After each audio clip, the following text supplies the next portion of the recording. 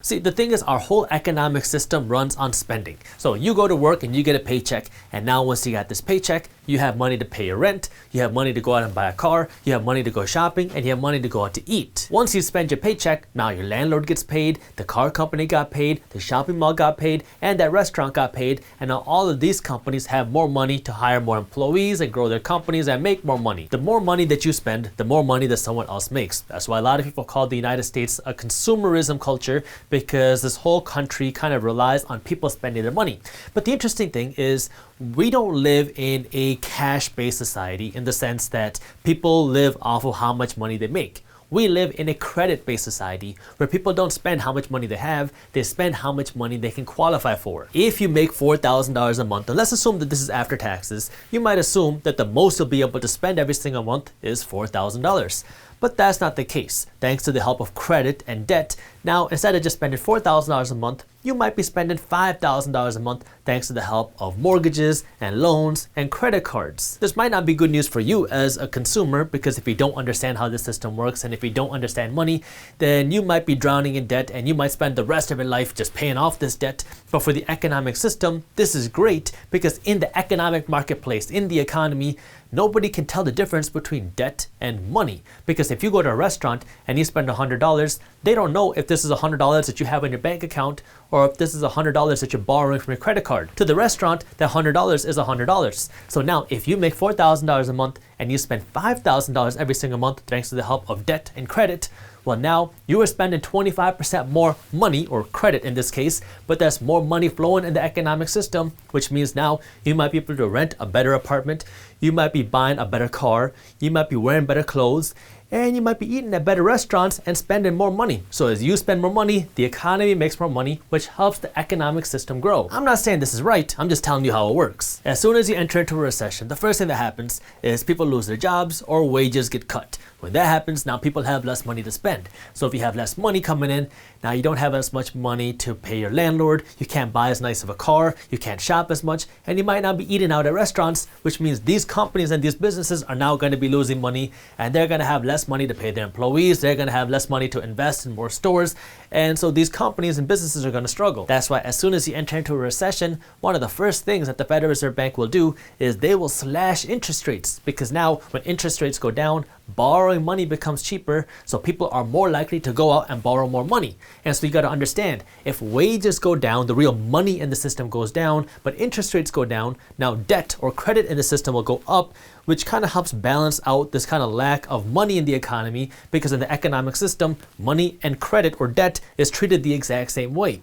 And so to balance out this lack of money, the Federal Reserve Bank cuts interest rates, which increases the amount of debt in the system, which helps more money flow into our economic system, because our whole economic system runs on spending, and if people aren't spending money, then the whole economic system suffers. The second thing that you'll see happen is the government will work with the Federal Reserve Bank to print more money and inject this money into the economy in the form of stimulus checks or bailouts or other government investments to help get the economy moving. In the case of the 2020 pandemic and recession, we started by seeing Donald Trump sign a $2 trillion stimulus package. After he signed that historic stimulus plan, then Donald Trump signed another $900 billion stimulus plan, and then after that Joe Biden came into office and he signed a $1.9 trillion stimulus plan. So we're talking about almost $5 trillion worth of stimulus packages that were passed between March 2020 and March 2021 to help stimulate the economy.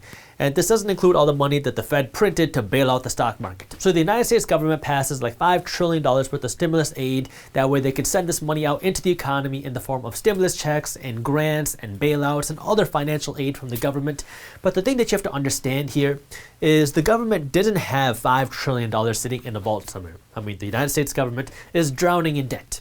And so to fund the stimulus, the United States government has to work with the Federal Reserve Bank, who then prints this $5 trillion, and then the Federal Reserve Bank loans this money to the government. They give it to the government, but then the government has to pay it back plus interest. And then the government now has this cash that they can inject into the economy through the form of stimulus checks and grants and bailouts and other financial aid. Now, to really understand the cost of what's going on, let's take a step back away from the government, away from the dollar, away from money printing, and let's think about starting a company. Let's assume that I am starting a mustache wax company, and I'm starting this company with 3 other partners. So I'm going to represent the ownership of this company with this bar, and I'm going to assume that I own 200 shares of the company. So this is me right here, and my cousin, let's call him Bunty, he owns 200 shares of the company, and then person, let's call it A, owns 200 shares of the company, and then person C also owns 200 shares of the company. So right now, all 4 of us owners are equal owners. Each one of us own 25% of the company, and we all share in the profits of the company, 25, 25, 25, and 25. Now, if I wanted to go out and raise money, and I wanted to use this money to help grow the company, I could bring in another investor. I'll put this in red. So I'll call this person I. So I might go onto Shark Tank and say, all right, I'm gonna sell 20% of my company for $10,000. So I go onto Shark Tank and I find this investor I, and I want to sell them 20% of my company. Well, in order for me to give them 20% of this company, where is this equity, these shares gonna come from? One option is all of us can give this I some of our shares, but what you more commonly see happen is instead of people giving this person their shares, more shares are created. And so in this case, I might get 200 shares, which are now created essentially out of thin air. So when this happens, I gets now 20% of the company, they get 200 shares, and now all 4 of us had our ownership diluted. Before, I owned 25% of the company because I was one of the 4 owners who owned 200 shares each, but now I'm one of the 5 owners who owns 200 shares each, which means I'm now 20% owner of the company.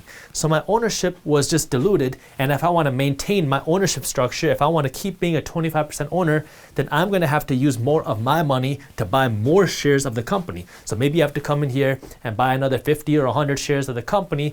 That way I can maintain a higher ownership structure. So as more shares are created, the original owners are now diluted in their ownership unless you go out and buy more shares, because when more investors come in, more shares have to be created. The whole idea behind me doing this as an entrepreneur here is I get to use this investor's cash. That way our company has more cash that we can invest. And let's just say that when this investor came in, our company was worth, I forgot what I said earlier, but let's just say it was worth $50,000. My goal now is to use this cash to get more sales, to get more profits, and maybe one day this company will be worth $500,000 or $1 million.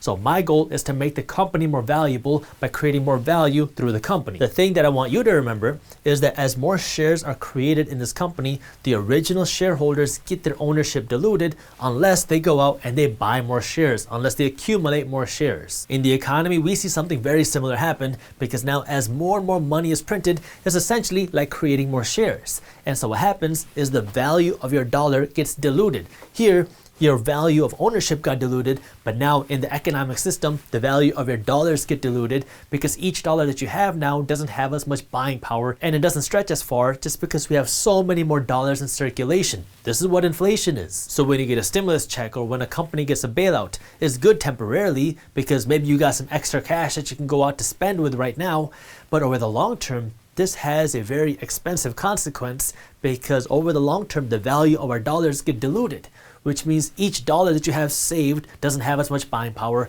and each dollar that you're working to earn doesn't stretch as far. But it's not just the money printing that causes inflation. Lower interest rates causes inflation too, because when you see lower interest rates, what that causes is more money gets printed. Because when more people are going to the bank to borrow money, more money gets created through banks, through the Federal Reserve Bank, because when banks don't have enough money, they go to the Federal Reserve Bank to borrow more money, and the Federal Reserve Bank creates this money. So as interest rates go lower, more people go out to borrow money. They might go out and get another mortgage, they might go buy another car, they go put more money in their credit card. So more people are borrowing more money from banks, which means banks go to the Federal Reserve Bank, which makes more money created. And so as more money is created here and more money is created here, more inflation happens, which is interestingly exactly what the Federal Reserve Bank wants. Now, I should also mention that while inflation causes your cost of living to go up, it causes your rent to go up, it causes your grocery prices to go up, it causes your vacations to become more expensive, it also is supposed to make your wages go up.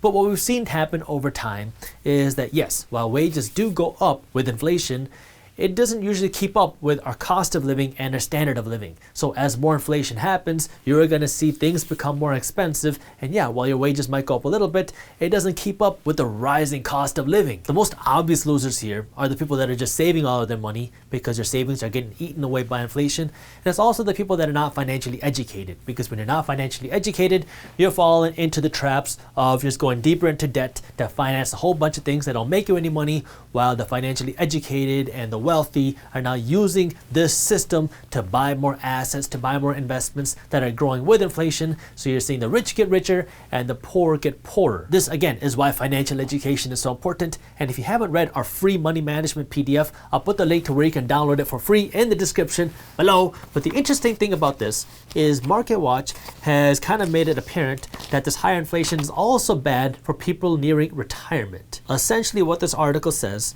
is that the people that are hit the hardest by higher inflation are none other than people that are entering retirement, because when you are entering retirement, the whole idea is you invest your money into things like stocks, but as you get closer to retirement, you're moving money out of stocks into safer investments like bonds and bank CDs and things that give you kind of more fixed income, because you want something more stable that you can rely on. That way, if a market crash happens, your entire retirement is not dependent on this market crash.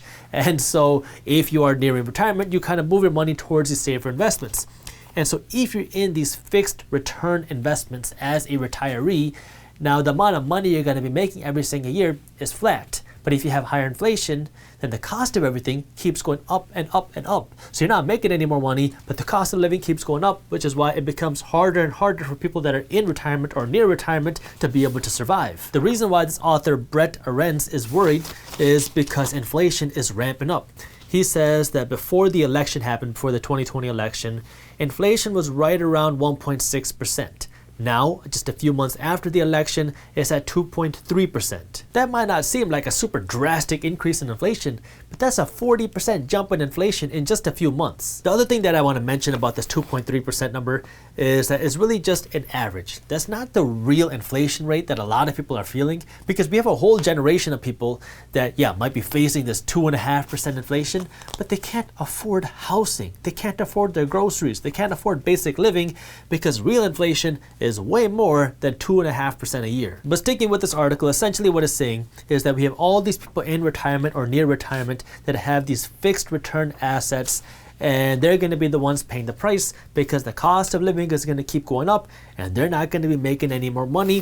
So he's essentially saying that you need to be financially educated and move your money into places that are going to grow with inflation, because the cost of living is probably going to be a lot more in the future. Just like how $1 in 1970 was worth way more than $1 today, well, $1 today is going to be worth way more than $1 in 2050. So the whole issue in a nutshell is we have this recession, and to combat this recession, we're seeing lower interest rates and all this money printing, which causes higher inflation, which is expensive not just for retirees, but everybody who is not financially educated. Retirees are going to pay the most apparent price right now, because a lot of retirees have this fixed income where the amount of money they make every single year isn't changing, but at the same time, the cost of living is going to keep going up. And for younger people, if you're not financially educated and you're saving all of your money, or your income is not growing, then you're also going to be paying the price, because now, well, everybody else is going to be richer. The cost of living is going to go up while you continue to become poorer. Lucky for you, I do have a solution. The first solution is, if you haven't already, make sure you subscribe to our YouTube channel, because we release financial education videos every single week.